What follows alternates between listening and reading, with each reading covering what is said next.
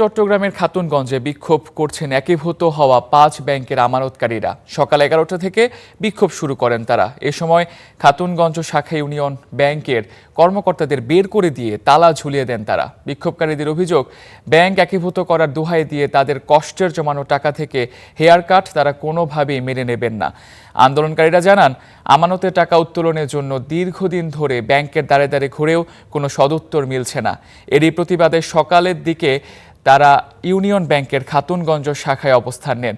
এ সময় আন্দোলনকারীরা হুঁশিয়ারি দিয়ে বলেন, যতক্ষণ পর্যন্ত তাদের আমানত ফেরত দেওয়ার সুস্পষ্ট ঘোষণা না আসবে এবং হেয়ার কাট পদ্ধতি বাতিলের লিখিত নিশ্চয়তা না মিলবে, ততক্ষণ তাদের এই কর্মসূচি চলবে। পরিস্থিতি নিয়ন্ত্রণে এলাকায় অতিরিক্ত পুলিশ মোতায়েন করা হয়েছে। 2021 সাল থেকে আমাদের সাথে যে কন্ডিশনে অ্যাকাউন্টগুলো করা হয়েছিল, 21 সাল থেকে এটা অর্ধেকে নিয়ে আসছিল 12% থেকে 6%।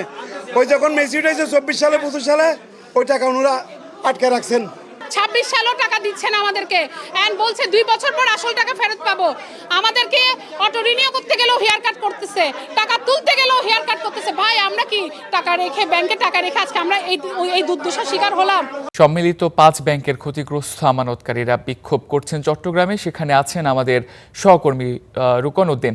রুকন, বিক্ষোভকারীদের কয়েকটা দাবির বিষয়ে আমরা জানতে পেরেছি। হেয়ার কাট বাতিল করতে হবে, এটা সহ আরও কি দাবি তারা করছেন এবং এসব নিয়ে কর্তৃপক্ষ কি বলছে?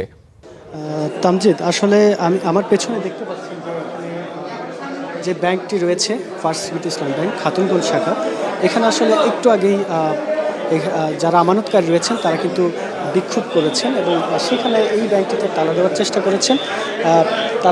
করেছেন এবং সেখানে পুলিশের বাধায় আসলে তারা তালা দিতে পারেনি। এর আগে কিন্তু সকাল 11টা নাগাদ কিন্তু ইউনিয়ন ব্যাংক যেটি রয়েছে, খাতুনগঞ্জ শাখার যে ইউনিয়ন ব্যাংকটি রয়েছে, সেখানে তারা তালা দিয়েছেন। তারা বলছেন হেয়ার কাট বাতিল সহ এবং তাদের সুদসহ তাদের যে আমানত সেটি ফেরত দিতে হবে।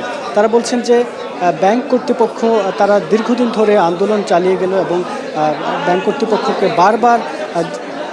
বারবার জানানো হলেও তারা কিন্তু তাদের যে আমানত সেটি ফেরত দিচ্ছেন এবং কোনো সদুত্তর দিচ্ছেন না। আসলে এই যে হেয়ার কাট বাতিল সহ নানান তারা দাবি করছেন এবং তারা বলছেন যে এই যে তাদের আমানত ফেরত না পাওয়ার কারণে এবং তারা মুনাফা না পাওয়ার কারণে তাদের ব্যবসা বাণিজ্যে যেমন তারা ক্ষতিগ্রস্ত হচ্ছেন এবং তাদের অনেকেই সংসার চালাতেও কিন্তু আসলে ক্ষতিগ্রস্ত হচ্ছেন, হিমশিম খাচ্ছেন, সেই বিষয়টি কিন্তু তারা বলছেন।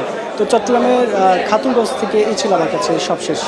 তামজিদ, আমানতকারীদের ক্ষোভ আমরা স্পষ্ট দেখতে পাচ্ছি। ধন্যবাদ রুকন আপনাকে।